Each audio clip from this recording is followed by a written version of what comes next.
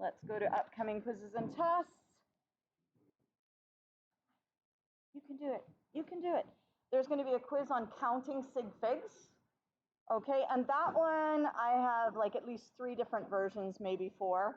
I can't quite remember because all I have to do is, make different numbers, right? So it's easy to come up with different versions. This one's hard to come up with different versions, so only 1 re-quiz on it. So if you get it back tomorrow and you're like, oh, I didn't like that very well, make sure that you do a decent study before you try it again, because it's not like endless re-quizzes, okay? So yes, another quiz Wednesday on Sig Figs, another really short one. And on Wednesday, just so you know what's going to be on there, you're going to A, be counting the Sig Figs, and B, be identifying the uncertain digit. Is good? So basically, you'll just, on the line, you'll write the number, and you'll either circle or highlight or underline the uncertain digit. And we're going to have some practice on that today and some practice on that tomorrow, and then we will be ready for Wednesday. Now, in the meantime, we are going to take a look at page 71. All right, and we have 2 beakers here. Which of these 2 beakers would give you the more precise measurement? The first one, because it has more divisions, okay? What is the smallest division on our first beaker?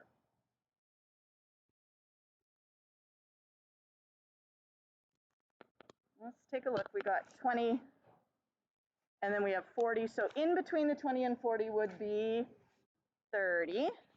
Okay, and then after 40 would be 50. So our smallest division is 10 milliliters. So we can estimate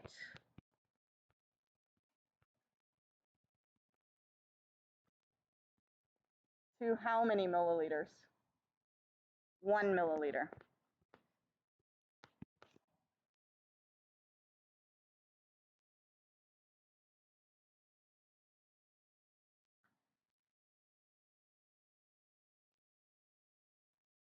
So if you had to read the volume on that beaker, why don't you read it and tell your partner what you get?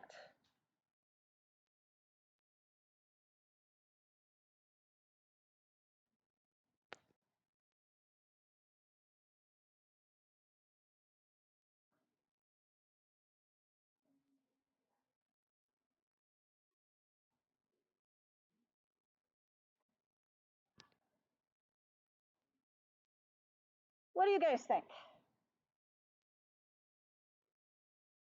61? Sure. Okay. What else could we have written? We could have written 62. Or we could have written 60 milliliters. Now, regardless of which one of those I choose, what's missing from this measurement at this point?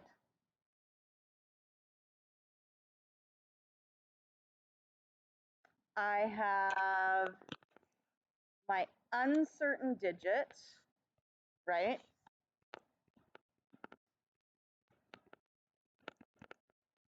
The uncertain is in the ones position.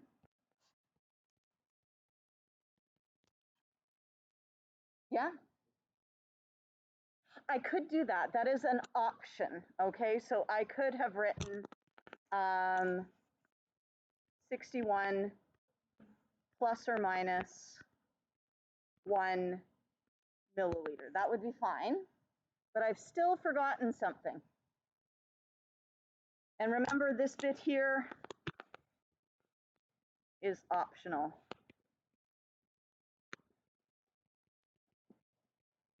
That would be an enriched thing, okay?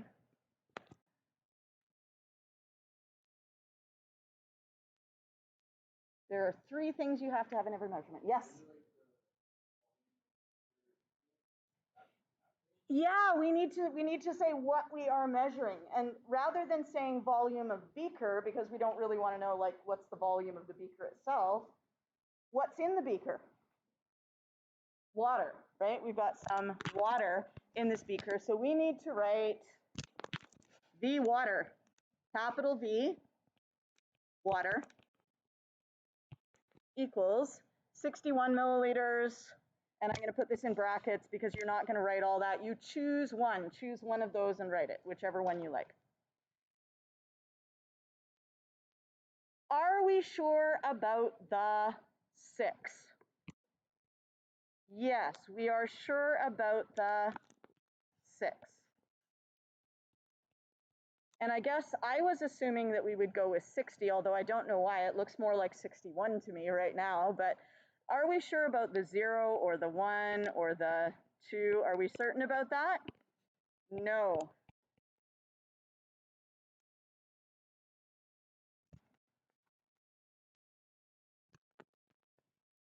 So the 6 is certain.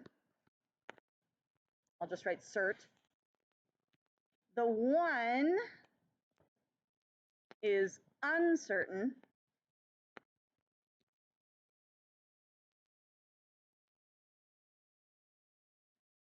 And what I'd like you to do right now is I would like you to define to your partner or the people around you significant figures. What are significant figures?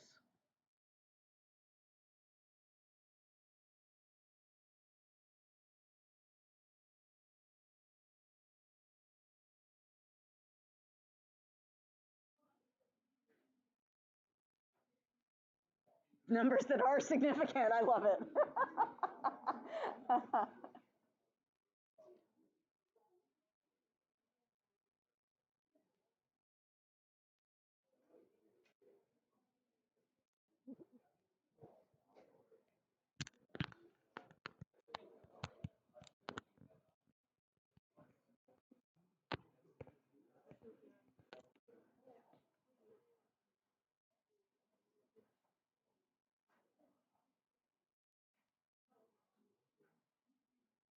What is the definition of Sig Figs?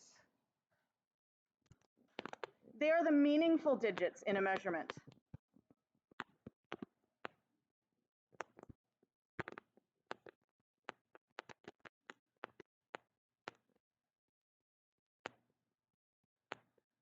How can we tell if digits are meaningful or not?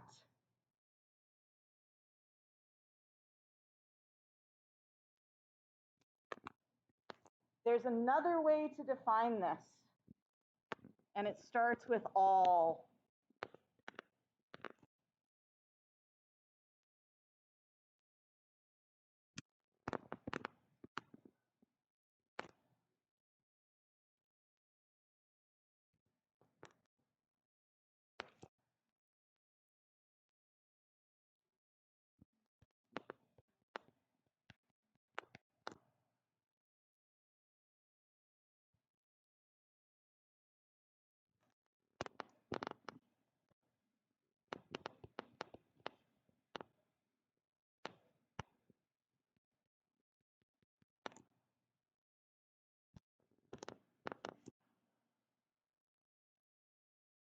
It's all the certain digits plus one and only one uncertain digit. So that's how you can tell if they're meaningful. Either they are certain, and if you're sure about something, that means, yeah, sure, that's meaningful. And then we add in that one where we like make a little guess, but we can't go past that one uncertain digit. We have to stop there. So if we look at our measurement here, this 61 milliliters, we have one certain digit, and we have our one and only one uncertain digit. So if we add those two together, we get how many sig figs? 2 sig figs.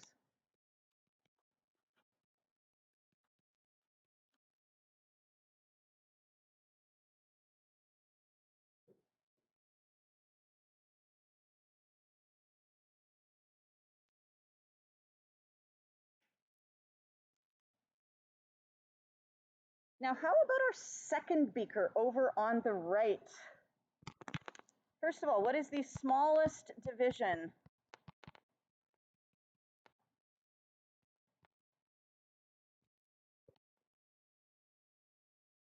It's not very small, is it? Right? We've only got one division on there. It's 100 milliliters. Okay, so 100 milliliters. Therefore, we can estimate to the, how many milliliters? 10 milliliters.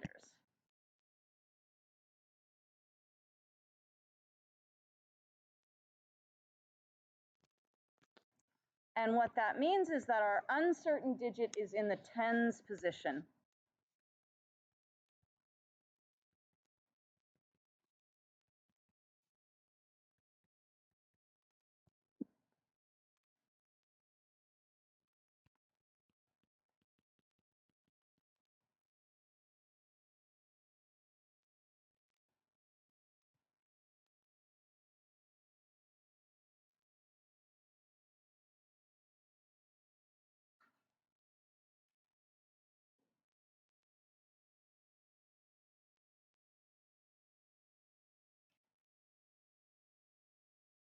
So if that's the case, tell your partner what you think we would record for the volume of this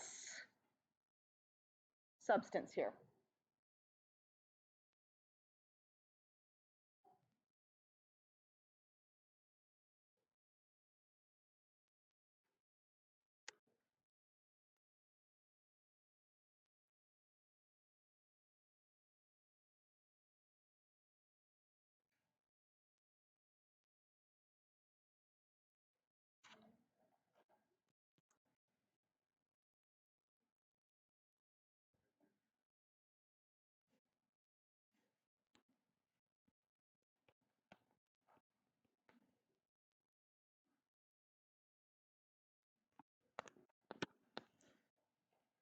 Now, of course, the first thing you have to do is you have to say volume of water equals. You have to tell me what you are measuring.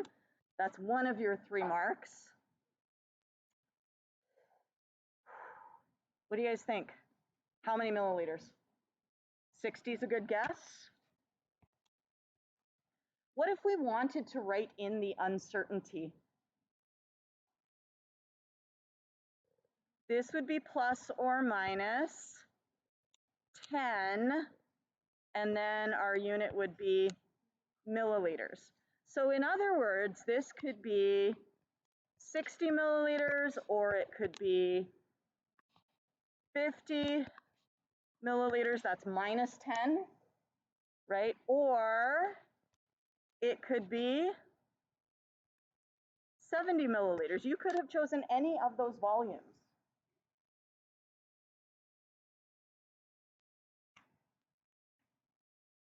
So are we sure about that 6?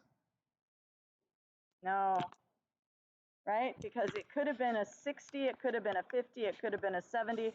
Are we sure about the 6? The answer is no. Okay.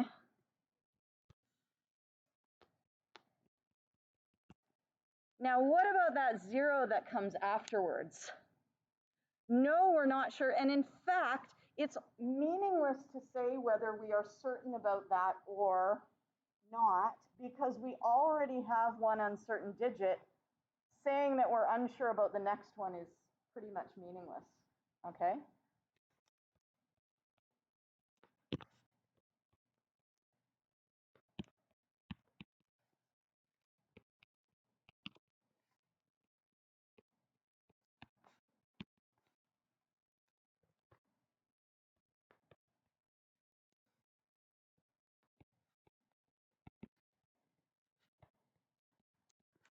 So that 0 is actually meaningless other than as a placeholder.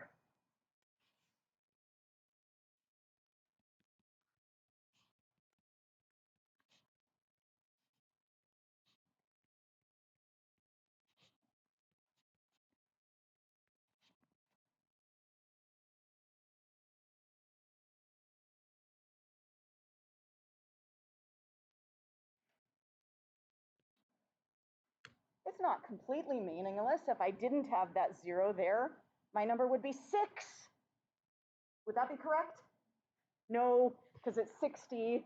Okay, but so I have to have that 0 there to say my 6 is in the tens position. But that's what that 0 is doing, is it's bumping that 6 over into the tens position, so we know that we have 60 and not just 6. Okay. So how many sig figs in this measurement? Well, our uncertain digit is here. How many certain digits do we have? We have 0 certain digits, yes. Okay, so over here, we have 0 certain, and we have 1 uncertain. So how many sig figs? 1 sig fig.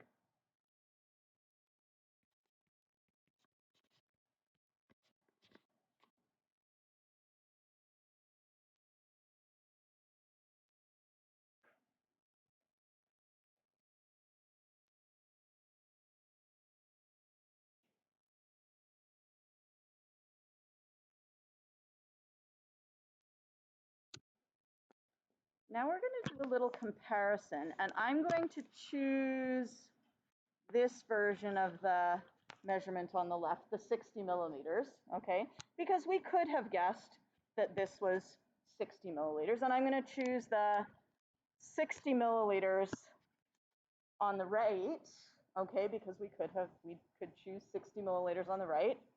But the problem at that point becomes, how can I tell the difference between this 60 and this other 60, right? Because they look the same the way we have written them.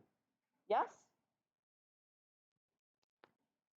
So how can we tell if we write down 60 milliliters, whether do we mean 60 plus or minus 1 milliliter, or do we mean 60 plus or minus 10 milliliters, where we have our uncertain digit here, or we have our uncertain digit here? Yes, definitely. Scientific notation is probably the easiest way to go, okay? So we can take our 60. Oh, come on, behave. There we go. We can take our 60 and we can move the decimal place 1 place to the left, okay? And so that means we now have 6 times 10 to the, and that's going to be, we moved it 1 place, so that's going to be 6 times 10 to the 1 milliliters. And what that would mean is we would use this for the one where we have only 1 sig fig, where the 6 is uncertain. Okay, so that would be like the 60 plus or minus 10.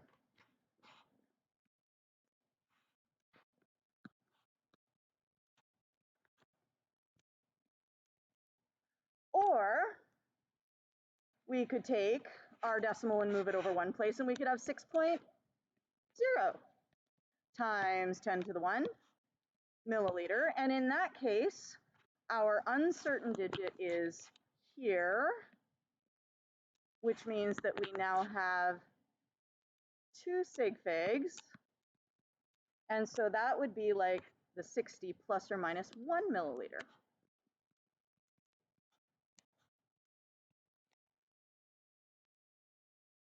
So scientific notation is a perfect way to go about that. You can also simply say, if I write 60 like that, is there a decimal in this 60 here? It's not a hard question. Is there a decimal? No. There is no decimal.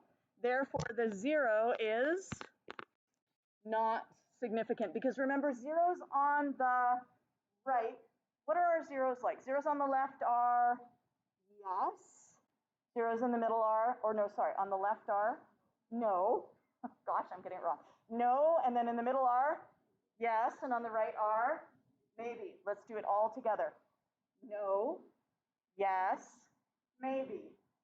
No, yes, maybe.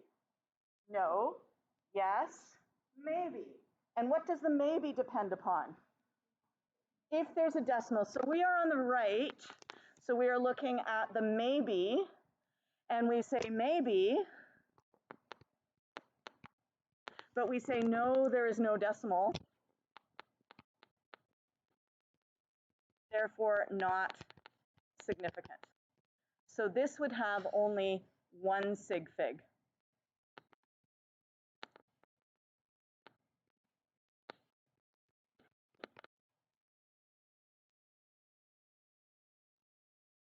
On the other hand, we could write that number as 60 and we could put a decimal right after it. And if we do that,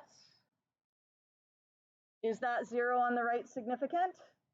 Yes.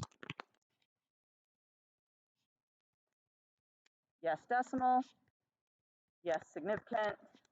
So this would be 2 sig figs.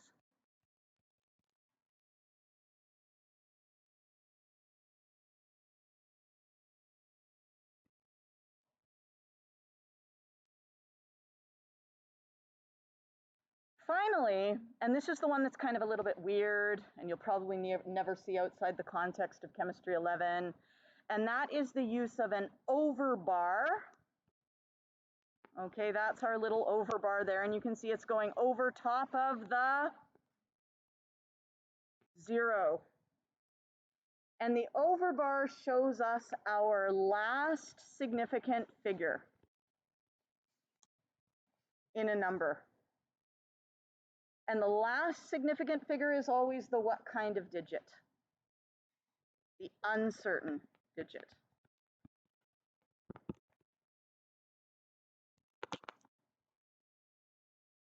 Just a couple of notes on the overbar. Do not use an overbar when you don't need to.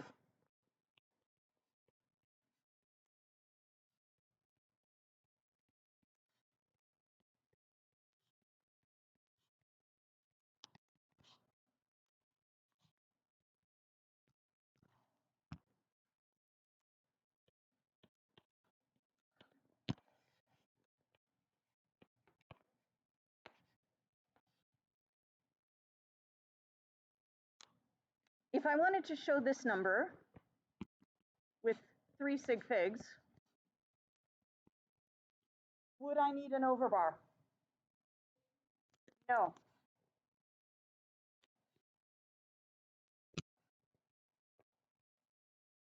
No.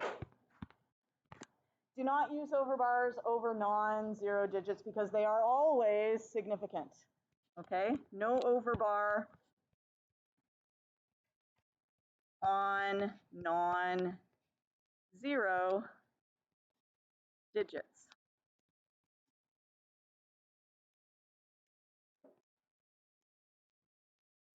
And the second place you don't want an overbar is if there is a decimal in the number, because that takes care of it already.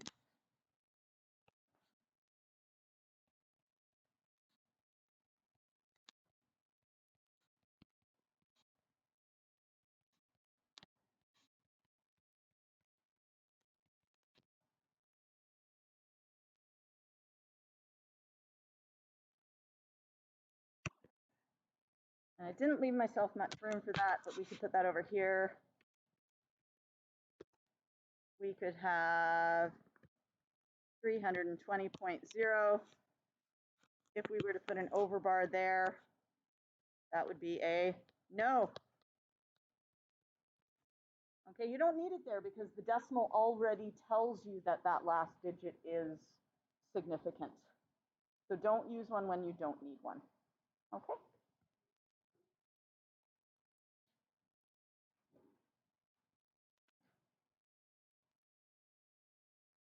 Now, how important is it that you know the names of all the different kinds of zeros?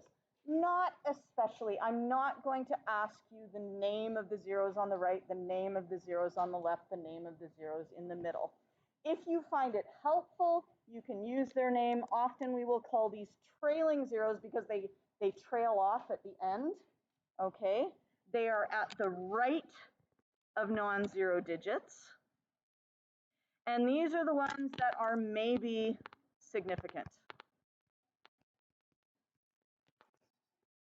So they're to the right of non-zero digits, and those are the ones that are maybe significant.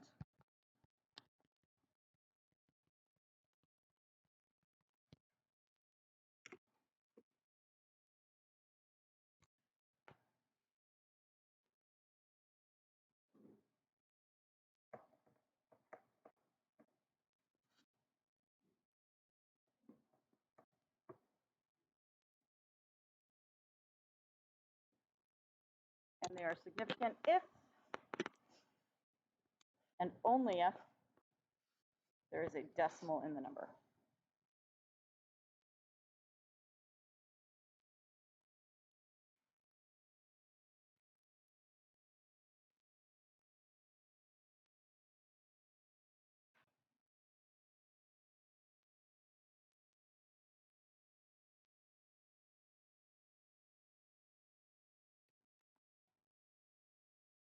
Okay, that's just writing what we already did. Let's take a look at these 100 milliliters. Okay. How many sig figs in this one here? Tell your partner.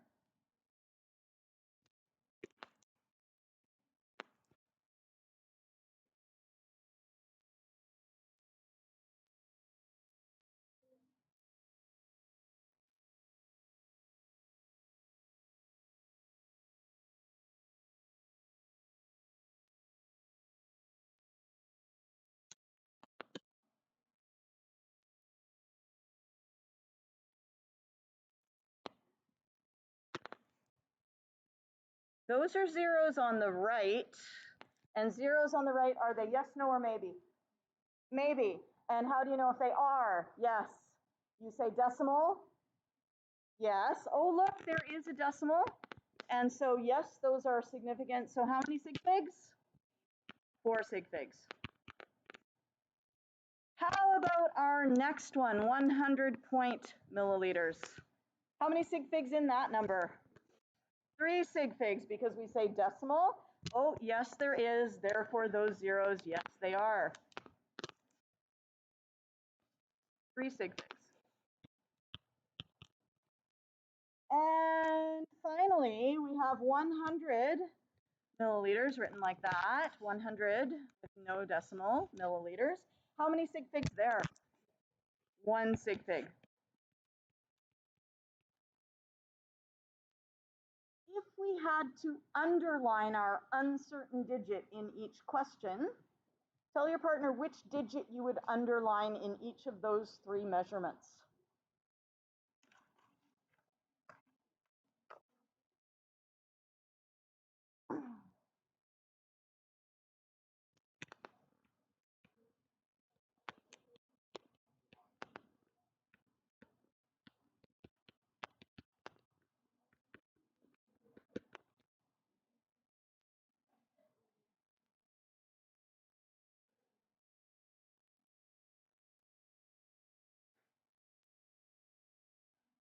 Remember, it's always which digit that is the uncertain digit. The last significant figure is always uncertain. So in the first one, our uncertain digit is the last of the 4 sig figs. In our second number, our uncertain digit is the last of the 3 sig figs. And because we only have 1 sig fig here, that one is our uncertain digit. Okay? So this would be like 100 plus or minus how much? 100 milliliters. So this could be as high as 200 milliliters or as low as 0 milliliters. Crazy, right? You know, it just means that you have a very, very, you know, sort of wishy-washy measuring instrument. Not very good. So we have now written 100 with 4 sig figs, with 3 sig figs, and with 1 sig fig. I would like to see between you and those people around you, can you come up with one or more methods of writing 100 with 2 sig figs? How could you write the number 100 to indicate that there are 2 sig figs? See what you can come up with.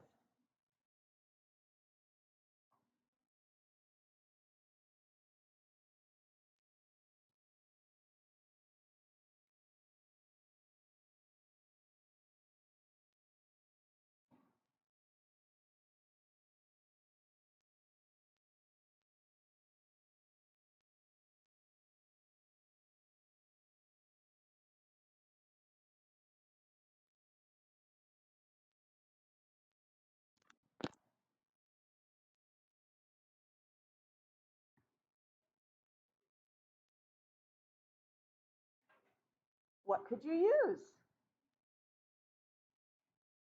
You could use an overbar. Absolutely, you could use an overbar. Okay, so we could say 100. Where would we put our overbar? Over the second digit, okay? Milliliters. What's the second method we could use to show there are 2 sig figs? We could use scientific notation. Yes.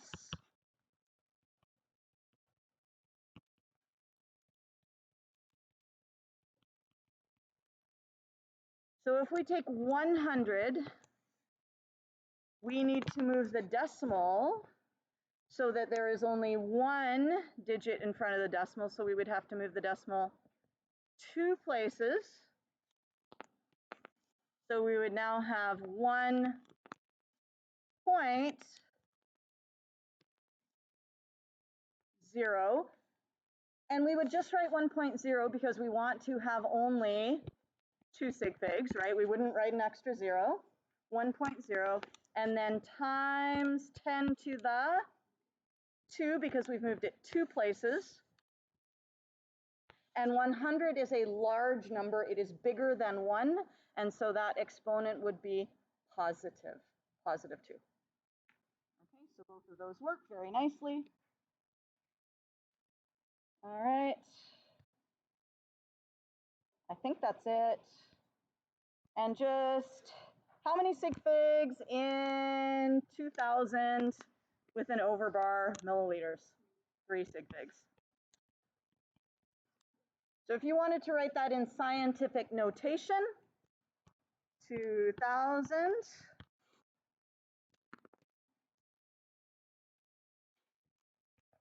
take your decimal and move it over 1, 2, 3 places,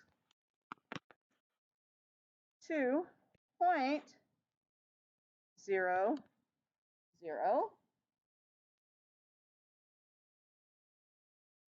Do I draw the overbar?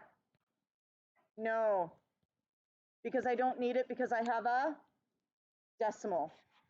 And then of course I need my times, 10 to the, and we've moved it 1, 2, 3 places. That's a large number, and so it's a positive exponent. Is good? Okay. I think that's it. That's it, right? Yes. Yes. That's it. Blah, blah, blah. Okay. There's some stuff about captured zeros. Oh, yeah, we do want to do this one example here. Okay, where did it go? Where did it go?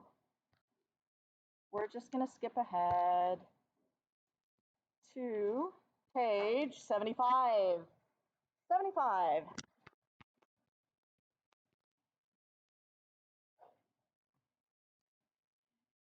And eventually, at some point, maybe on Friday, we shall see, we're going to have a making measurements quiz, okay, because it's all quizzes all the time in Chem 11, okay, at least for Unit 1 and 2. For the making measurements quiz, if you want to do the enriched stuff for the measurement quiz,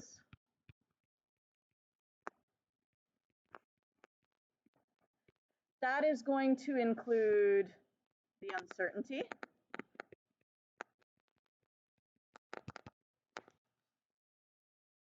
That would be like the plus or minus 0.01, okay? And the second thing it will include is recognizing and naming the measuring device.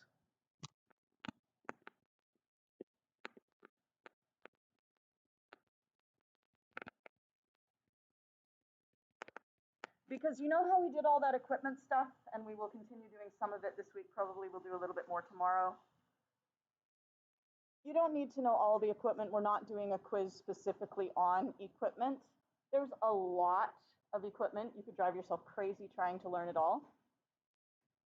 However, you will have practice when you're practicing making measurements, naming things like this. Like this. See if you can remember what this is called. See if you can tell your partner what this is called.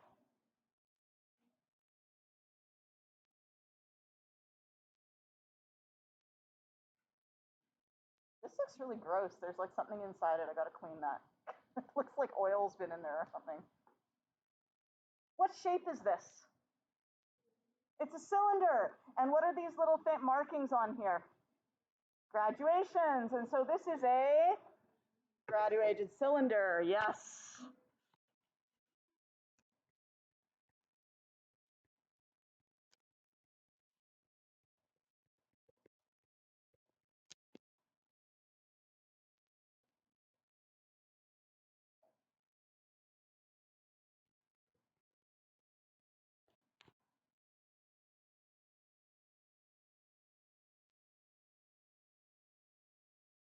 Yes.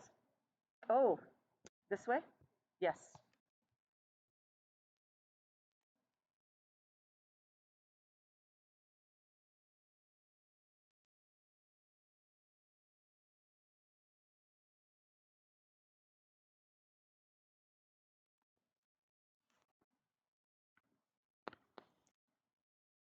Now we're going to take a look at this measurement in just a moment, but before we do, are you guys familiar with the shape that water makes when it's in like a graduated cylinder or a test tube?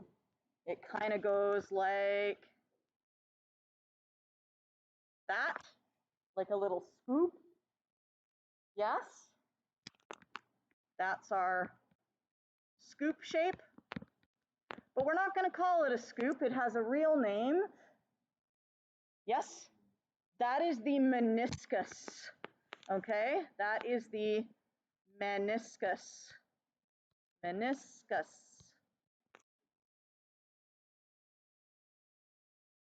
Do you read at the bottom of the meniscus or do you read at the top of the meniscus? You read at the bottom of the meniscus.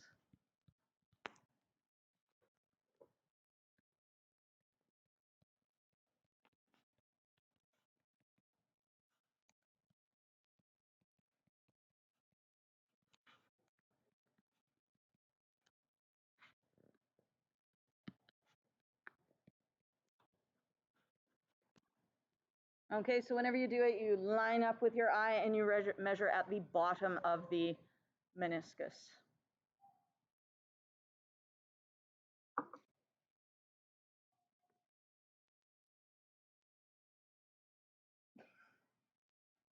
I do not know what is going on out there.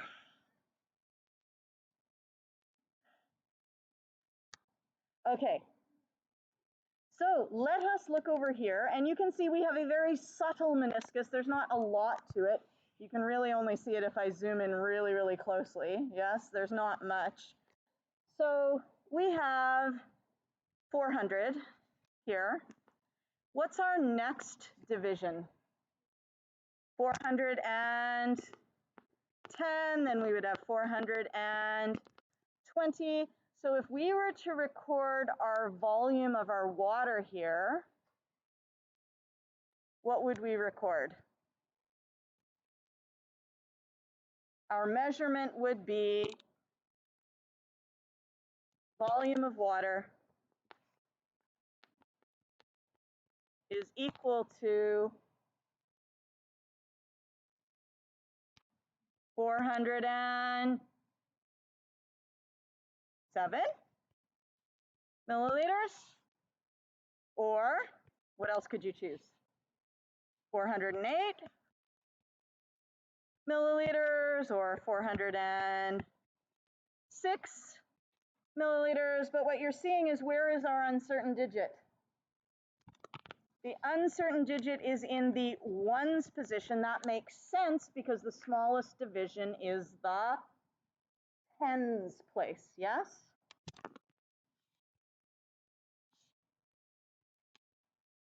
So that's uncertain.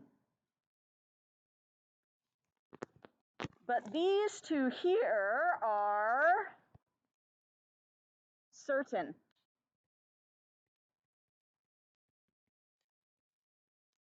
And that brings us to zeros in the middle. What do you remember about zeros in the middle? It went no, and then in the middle, yes. So zeros in the middle are significant, and that's because either you've got a certain digit on it or you have your very final uncertain digit on the other side of it, okay? So zeros in the middle are always significant, so this would have 3 sig figs.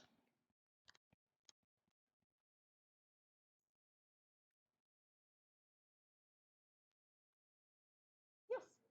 Mm-hmm. Yep.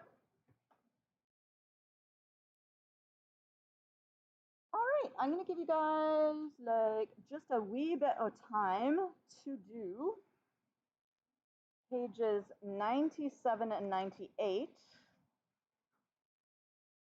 Page 97 is just like reading, and then 98 is the exercises. If you don't finish today, that's fine. We're gonna learn a wee little something in just a few minutes, but just give those a go, okay, on page 98.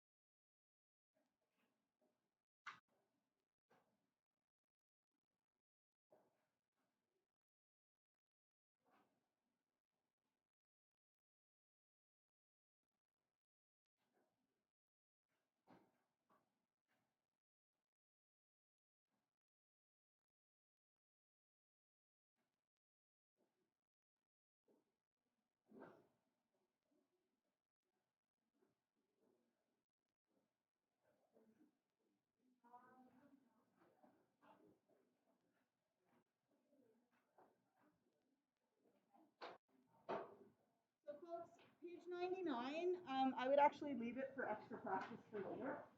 Okay. You're really keen to work ahead. I actually have someone who's asked you for a book too, because they're just like bored and working ahead. And you are in that position and you're like bored and you'd like to work ahead, then feel free. Like I said, we're really flexible, so I can accommodate.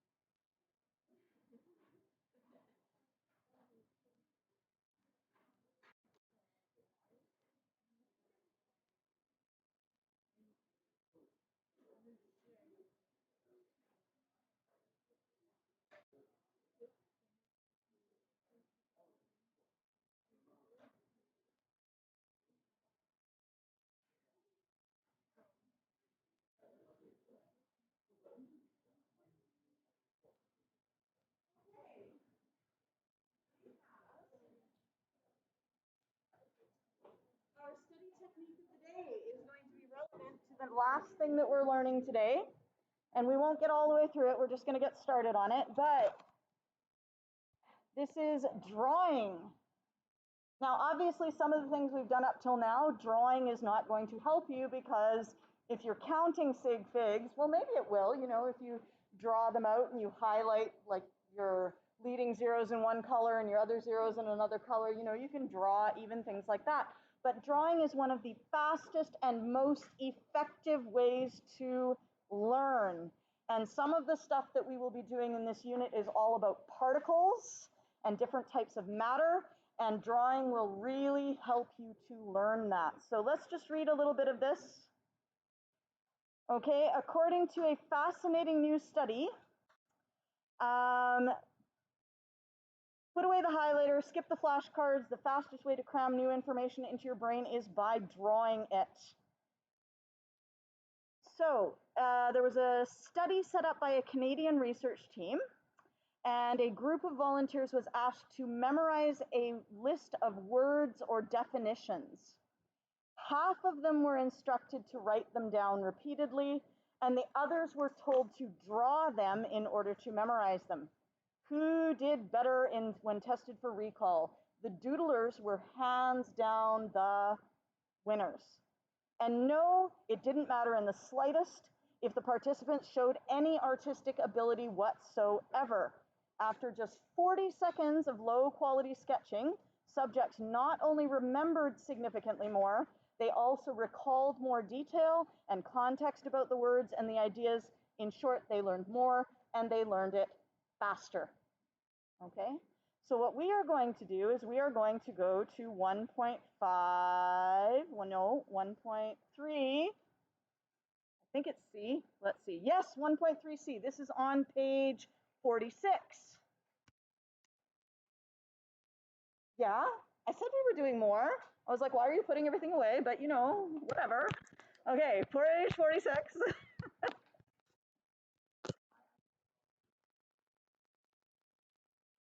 Oh, we don't conclude until like 1:50, so, or 1:45, so we got 10 minutes. So we're going to think about these. Which one of these materials is the odd one out? So I'd like you to consider, and you can chat with your partners, your neighbors about this. The first 4 materials, compare them with one another and say which one is different than the others. And once you've done group number 1, you can take a look at group number 2, and then you can take a look at group number 3.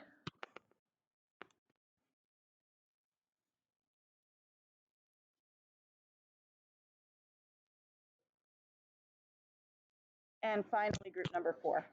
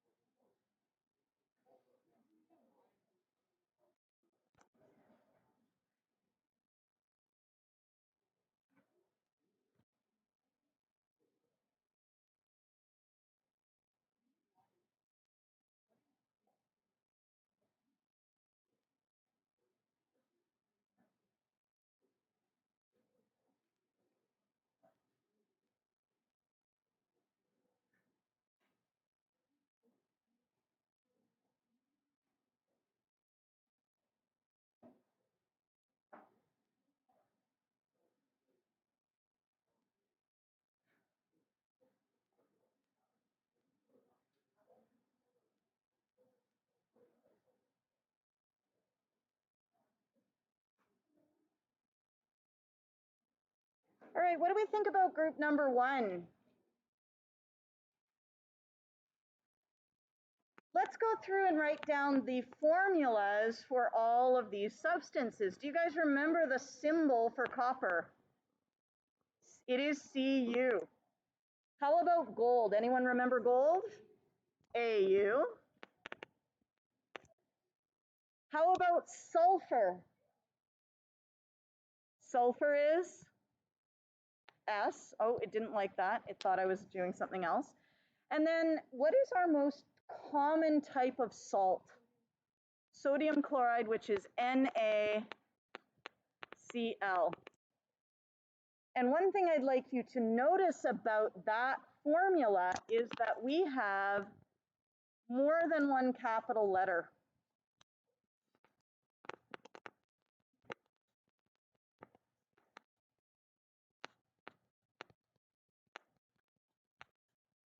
Remember in chemistry, Capitals and lowercase are really important, and that's doubly so when we're writing formulas, when we're writing the symbols, because every time you have a new capital letter, it means you have a different element.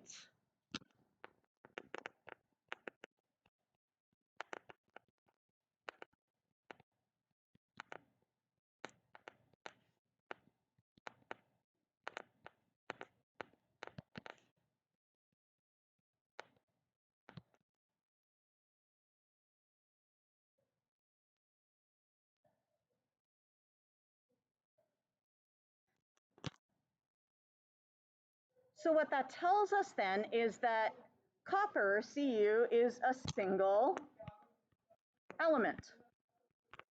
Gold has one capital letter, it's a single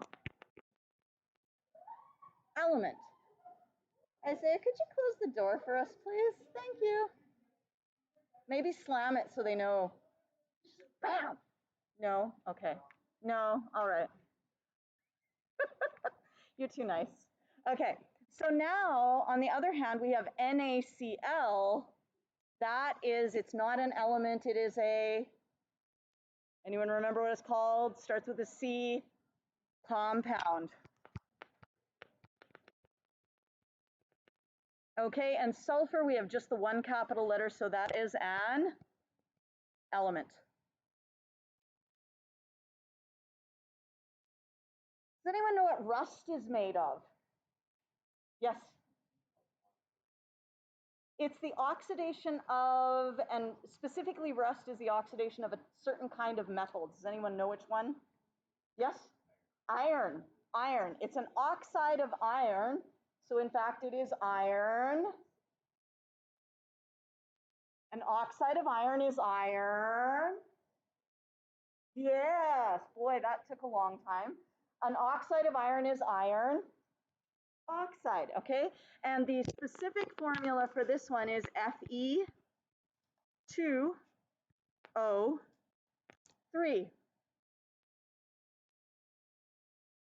What do we call those tiny little numbers at the bottom? Those are called sub, which means below, scripts. Okay? Subscripts below the writing. Does anyone know the symbol for silver? Ag. And water? H2O.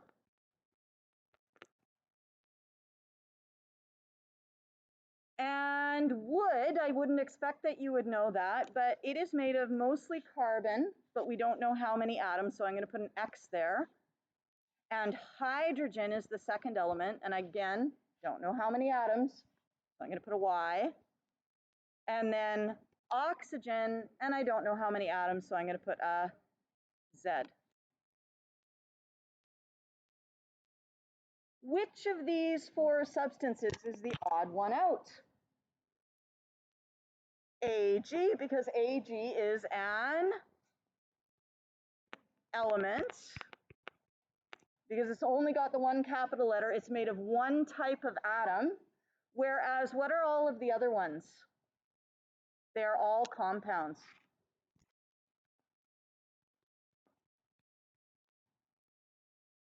I'm just going to write CMPD for compound. Compound.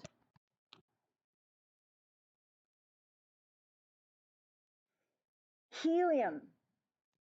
Symbol for helium is He. Oxygen is O. Anyone know what it is? It's O2. Ozone is O3. Yeah. And then plastic. Plastic is another one of these things that's made of some amount of carbon, some amount of hydrogen, and some amount of oxygen. It'll be a different composition than the wood, okay? And then finally we have potassium. Who's the odd one out? plastic because plastic is a compound, whereas the other ones are all elements.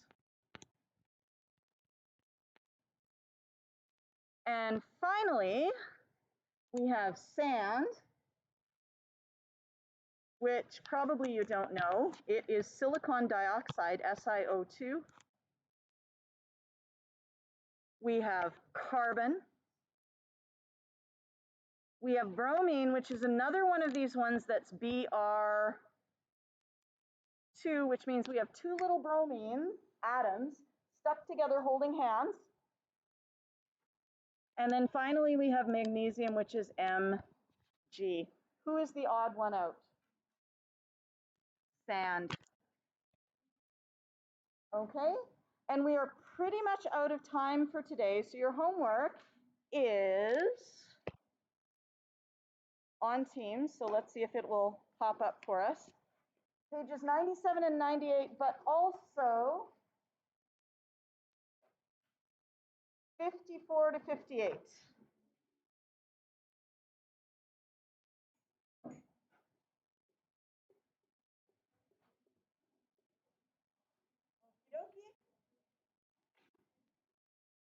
And that is on Teams already, I believe.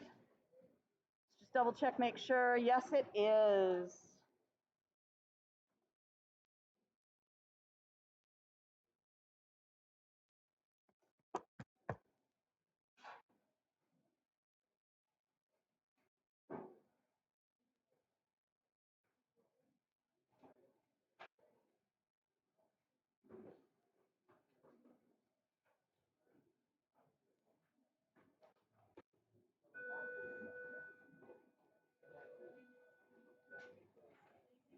You're welcome. See you later.